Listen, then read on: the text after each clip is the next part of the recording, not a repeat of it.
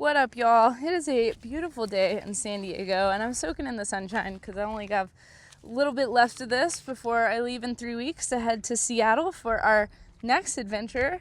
And this beautiful overlook right now, and I want to come on here and share a few thoughts with you guys that will ideally help you out in getting paid in this coaching business, because if you can't get paid, then you can't sustain this. And so I want to help you to do that, because I really believe the world needs more of us, more nurse coaches out there that want to actually help people and impact the world in these beautiful ways. And so, funny enough, I just recorded this and had to start over because I guess my mic was muted. So this is take 2. So we'll see how it goes. I want to just say to start, I just don't gatekeep anything. I really don't hold back on giving you guys the information that you need to actually get started and to get paid. And I hope that this video is an example of that. People don't pay me because they want more information. There's not like some juicy secrets once you pay me and come into my world that I am unwilling to share with anybody. People don't pay me to have that. What they pay for is deep mentorship. They value the experience of being in community and having that mentorship and having that accountability and having someone reflect back to you what they're seeing in your life that might be holding you back from creating the kind of results that you want. And so I hope that this video is just reflective of like, I'm just not going to hold anything back. I'm not holding back on secrets or the real juice or any of that stuff. I'm going to lay it all out. I really want to give you some clear action steps, some things that you can focus on. I think the reason people don't get paid in this business is because they focus on the wrong things. To give you some examples, sometimes people are starting out and they're focused on creating a website or a logo or like the wording of their contracts. I'm like, dude, your first clients are probably going to be like friends and family or like friends and family of friends and family. And like, what are you worried about is going to happen legally? Like and also just, this is a side tangent, but like just put in your contracts that you're not working as a nurse, that you're just working as a coach. Anyways, I digress. So I can just see that there are so many things that people focus on that are distractions, and then it keeps them from focusing on the stuff that's actually going to get them paid. So I want to give you the stuff that's actually going to get you paid, so that as soon as literally today, you can start implementing this stuff, taking some of these action steps. And my hope is that like by next week, you've got some paying clients and you come back to me and you're like, holy shit, Micah, thank you so much. That was so helpful. Now I'm finally a paid coach. So I want to share a story with you. I have a client, her name is Julia. And when she came to me, she was like, Micah, I'm not making any money from this. Like, I've been at this for 3 years, still haven't figured it out, which by the way, don't go at this for 3 years without some help and support and somebody that can point you in the right direction. It's crazy that people waste so much time and energy. Anyway, she's been at this for 3 years. She's not really making any money. She is doing this ADHD coaching thing, and she's like, I don't think I've had someone pay me for months now. She had some paying clients, but it just wasn't predictable. It wasn't sustainable. It was like random people signing on with her every once in a blue moon. And so I said, well, tell me about the offer. And she's like, well, I help people with ADHD. And I'm like, to do what? She's like, well, mostly with time management. And I'm like, so that they can what? And she's like, well, I'm helping them like focus more. And I'm like, why do they want to focus more? So I'm like asking these questions because I'm trying to help her to see that stuff is not what people pay for. Like, they don't pay for like time management or more focus. They want something on the other side of that. We have to figure out what that is. So I started asking some questions, kind of more specific to her, but like, I'm like, well, who are the kinds of people that you enjoy hanging out with? She's like, I love the EDM scene. I love going to raves and festivals, and I just love being around like DJs and producers, like musicians in that space. And I said, well, tell me about the kind of problems that they have. And she's like, well, it's finishing music, like finishing their tracks and booking shows and making a real career out of DJing. And so I said, and what's stopping them from actually being able to do that? And she goes, well, they honestly have ADHD. That's a lot of what's stopping them. And I said, well, there's your offer. What if you helped DJs and producers finish more tracks, book more shows, and make a real career out of this by helping them overcome their ADHD? We changed her offer to that.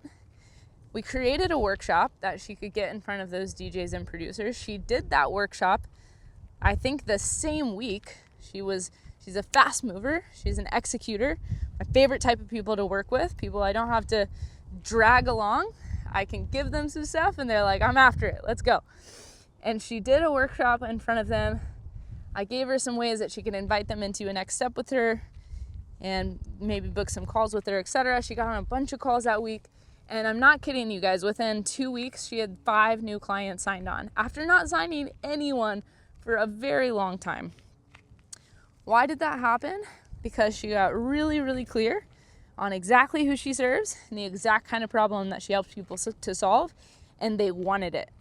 They actually wanted it because there was a vision on the other side of that, of the stuff that they really had a picture of their future, of what they could be and what they could step into.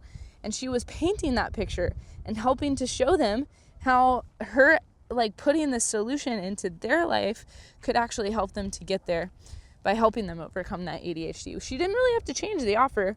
I hope that you're hearing from me that really what she changed was the packaging of it, the messaging. She's still helping people with ADHD, but it's just very clear what's on the other side of that when they actually experience her and her work. For many of you, you're too vague. I don't know what you do. I don't know who you help. I don't know why they should care, why any of us should care, and why people should pay you big money for it. I think that's where people get hung up, is like they're trying to speak to these outcomes that I'm like, okay, and why would we pay thousands of dollars for that? Like, help me to understand it, right? So you really, really, really want to start by getting super clear on the problem that you help people to solve and who it's specific to. And what we call this is ICP. Get clear on your ideal client profile. The second thing you should think about is value trade calls. I was in our community Nursepreneur Lab, which you guys are all welcome into. It's a free space. I always link it in the description. I was in that community this week, and one of the girls was trying to get some feedback on her offer. And I told her, listen, I'm not seeing why anyone should pay a lot of money for this. I say that out of love because I don't want you to waste any more time. And I said, why don't you get in front of the people that you want to serve and start doing some value trade calls with them? And she goes, what are value trade calls? And I'm like, oh man, it's something that we talk a lot about in Catalyst. That's my business mentorship, but I realized that maybe I haven't talked a ton about that publicly. So I want to share with you exactly what this is and how you can execute it, and how you can start to get some on the calendar as soon as this week, because it's going to help you tremendously. Value trade calls are essentially just asking for 30 minutes of a person's time in exchange for something that they really want. Maybe it's one of your favorite books that you send them. Maybe it's a free coaching session. Maybe if you're doing a weight loss offer, it's like a meal plan or a workout regimen specific to them, something like that. And you might make a post that's like, hey, I'm looking for this many people, and be really clear. Who is the person that you're looking for? Is it stay-at-home moms? Is it firefighters? Is it chefs? Is it DJs and producers? Who is it that you're looking for? Be very clear about that. And then be clear about what they want. I'm looking for, so if I was Julia, it would sound like this. I'm looking for 4 or 5 DJs and producers who want to finish more tracks and book more shows. If that's you, drop a comment. I would love to do a value trade. Well, you wouldn't say value trade call, but say something like, I'd love 30 minutes of your time in exchange for blah, blah, blah. And then you get them on a call. And let's say you need 30 minutes with them to ask some questions, but you set aside 45 minutes. And then at the last 15 minutes, you say, look, I think I've gone through all the questions that I have. Do you have any for me? And they might ask you about what you're looking to create. And you might say, well, look, like I mentioned, there's nothing for sale on this call, but I'm happy to tell you about it. And if you want to be a beta client, we can kind of talk more logistics on another short call. And you might offer that for them. And maybe those people are your first beta clients. But even if they don't become clients, you will get so much value from asking them questions and doing some market research. Some of the questions that you might ask them are like, what are some of the challenges that you're facing when it comes to blank result that they want? What are the emotions that you experience because of this challenge? What is that experience like on a day-to-day basis? How does it impact your daily routine or your weeks? How's it impacting your relationships? How's it impacting your health, etc.? What have you tried already that hasn't worked, or maybe has worked, but maybe you fell off with? You're just trying to get as much data as humanly possible to figure out how to package your offer, how to structure it, how to create messaging around it that deeply resonates with your people. You want to use their language when you go to talk about it. Listen out for the words and the phrases that they use, the emotions that they tell you that they experience, and then share about that. Use that language, use those phrases, use those emotions in the content that you create, in the conversations that you have, in the enrollment calls that you do. If you can articulate the person's thoughts and emotions better than they can themselves, they will naturally assume that you have the solution, and they will think that you are the person they should go to get this help. You will find out so much through these value trade calls. I can't emphasize how important this is. Please do some value trade calls and get some market research under your belt. You'll learn so much, and those people will often become your beta clients. When I say beta clients, I don't mean like you're working with them for free either. You can give them a huge discount as a thank you for giving you that feedback and being one of the first people to help you shape this offer to really make sure it's serving and supporting the right people in the right way. And that's maybe how you can frame it. Hey, thank you so much for giving me this feedback. This is really helping me to shape this offer to serve and support people like you. Maybe you send them this like as a thank you note that you might handwrite and send them. Maybe you get their address to do that and you give them like a little beta offer. I wanted to extend the offer to be a beta client as a thank you for that feedback. Here's what that would look like. Go above and beyond for people. Telling you this will come back around tenfold, you guys. Which kind of leads me to my last point. So the first was ICP and offer clarity. Get really, really clear on who you serve, the ideal client profile, the problem that you help them solve with the offer, and then do value trade calls to get a lot of market research to understand if you're moving in the right direction, if this is actually the right thing for the right people. You don't want to launch something before you know if it's actually something people are going to invest in. That'll save you a lot of headache. I'm telling you that right now. I do this before I ever really go all in on creating a new thing. I'm asking people, hey, I'm thinking about doing this thing. Do you want it? And I'm just doing market research and getting feedback around that. Tell me what would best support you around that. What challenges are you facing around that? I was even thinking about creating a mini course recently, and I just made posts like that. Like, hey, I'm thinking about creating a mini course on this. Would that be interesting to you guys? And then people were like, yeah. And I'm like, cool, mind if I ask you a few questions about it? And then I'm just asking them, here's what I'm looking for. Tell me more about that, etc. So please do those. Don't create an offer. Don't build out an entire program until you've done this. It will save you so much time and headache. Build a wait list if you need to, where it's like, hey, I haven't launched it yet, but if you're interested, you could join this wait list. Once you get enough people on the wait list and it's very clear you have the demand for it, then full send. Launch the damn thing. It sounds amazing. Just don't do it yet.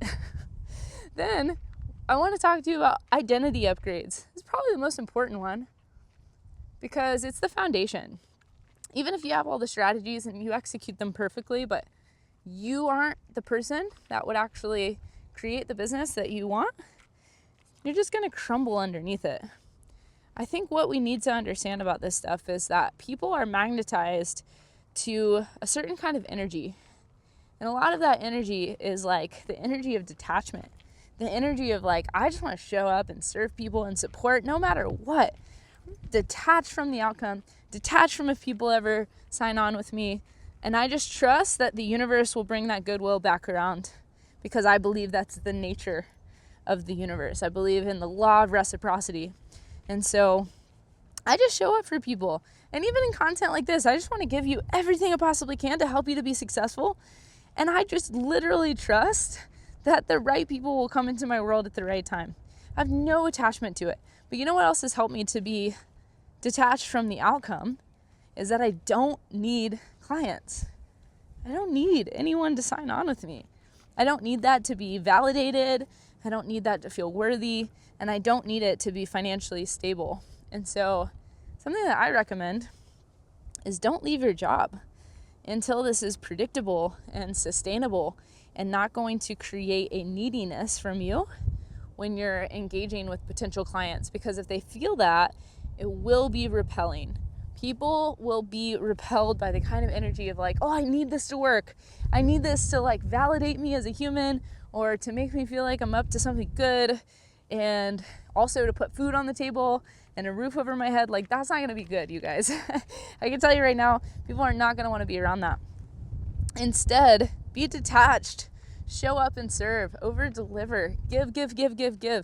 If you have an opportunity, if you have 10 opportunities to give or to ask, I hope that 9 of them will be give, so that the one time that you want to ask or invite someone to work with you or invite them into an experience, that it will be a no-brainer. They're like, dude, you've shown up so much, you've over-delivered so much, of course I want to participate in this. If you show up like this before people ever pay you, what would it be like to be in a paid experience with you? That would be insane. I actually had someone say that to me this week. She signed on for kind of a higher level consulting offer. She's been in the game for a while, but really trying to figure out how to create more freedom in her business so she's not trapped behind a Zoom screen all the time. And we're working on restructuring some things. And something that she told me when she first hired me was, I've benefited so much just from being in your world and consuming your content that I wanted to pay you. Like, I wanted to figure out how to go deeper with you and how to pay you in some capacity. That's what you want it to be like. You don't want it to be that you are begging somebody for their money, or you're like desperate for someone's money, or you are selling people. You want to be inviting people, and those invitations be like a hell yes, I want to do this with you. It's an incredible opportunity. I don't sell anything. I invite people. I invite people into opportunities, but I've been able to do that because I really don't need anyone. It is some of my favorite testimonials are when people get to leave their job. Like, I just got one of those today, actually. Someone messaged our Catalyst Wins chat. They said, guys, I'm leaving my job on Tuesday. And I'm like, man, I love that stuff. But I'm telling you right now, she didn't get to that place because like she was selling a lot of people on something. And she's only now doing that because she's got other things lined up. She has a path now. She's creating some sustainability in these other areas, doing coaching. And so she no longer needs to be doing this insurance job. I don't know what it is entirely, but some are saying insurance job. And so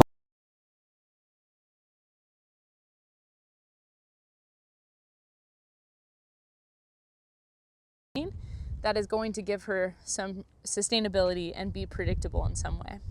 And so the other thing about this, and this is not something you'll hear, this is kind of a like tangent on finances, but I think a lot of people are financially irresponsible.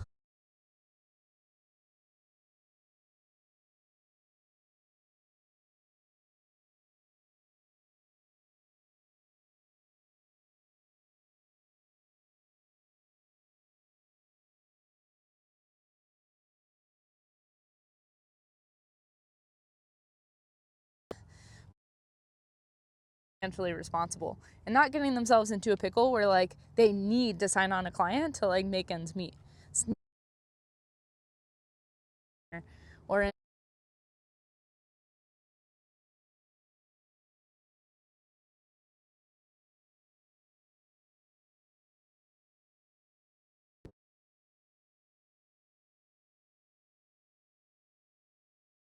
this person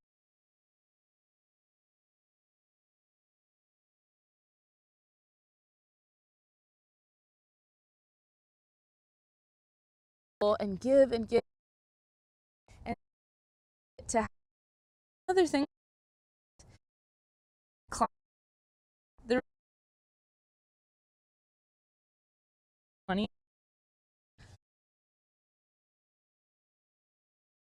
give level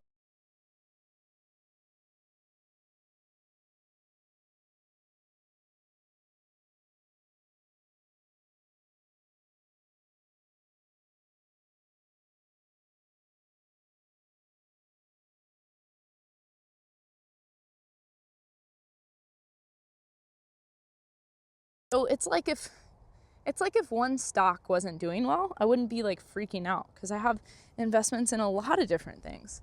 And so like if this area, like this business, like had a few months of like not going that great, I wouldn't be freaking out because I have all these other opportunities to like pull out some cash and have some money and have kind of liquidity there. And so like this isn't financial advice. I'm not a financial advisor, but I do just want to say, like, if you haven't set yourself up with a buffer and with some kind of financial stability to really come at this with just passion and joy and the love of the game, this is going to be a hard journey, my dudes. Like, I love this stuff and I get to show up in this way because I don't need it to work. And ironically, that's what makes it work so well. Like, client creation is so easy for me recently.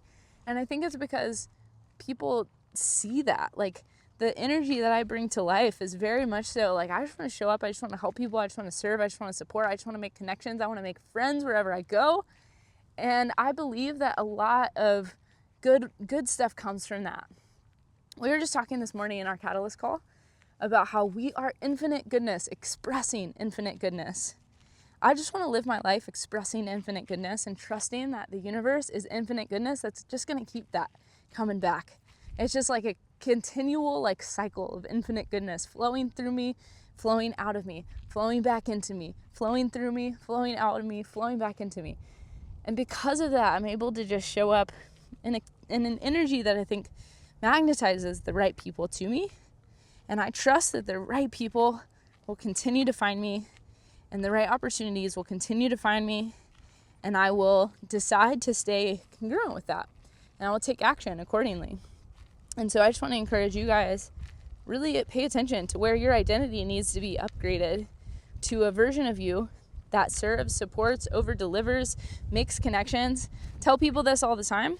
My business strategy is just making friends wherever I go. Planting seeds and not like staring at them, being like, when are you going to sprout? When are you going to sprout? When are you going to sprout? Just planting seeds wherever I go. And then I forget about some that I've planted and then they sprout like months or years later, and I'm like, oh yeah, I forgot I planted that seed. That's really cool. That's like coming back around all this time later. If you're not confident in the work that you do, you're not certain that you are the person to be doing this, that you can help people in this way, that you are here to make this impact, that is also going to be hard. It's going to be hard for you to make this work and to actually become profitable, because if you aren't sold on you, no one else is buying it. You have to be sold on you. You have to be your biggest fan. You have to be in your own corner. If you're not, there's no point in even starting. No one else is going to be buying it. No one else is going to be sold on you being the person that can help guide them through the transformation that they're looking to achieve. So I hope this has been encouraging and inspiring. Again, to recap, offer clarity around who you want to serve with your ICP, so important. And then getting in value trade calls to really get some feedback around what you're looking to bring to life. And making sure that market research does a deep dive into that stuff so that in your messaging and your packaging of it, you can reflect that back and people can feel seen and heard and deeply understood. And then lastly, pay attention to where your identity needs an upgrade. You have to become the person that you need to be in order to create the business that you want to lead. That has to be first. It has to be the foundation. Figure out where you need to have more conviction around why you're the person to do this and why this is the thing that you are meant to be doing, the impact that you're meant to be having, and show up with a level of service and being willing to over deliver, being willing to support, being willing to show up, being willing to give, and witness the magic unfold that is infinite goodness. Signing off from a beautiful day in San Diego. As always, you guys are welcome to catch us in Nursepreneur Lab, the free community. If you want help on your offers, we can take a look at that, help you out. And I hope to catch you guys in the next video.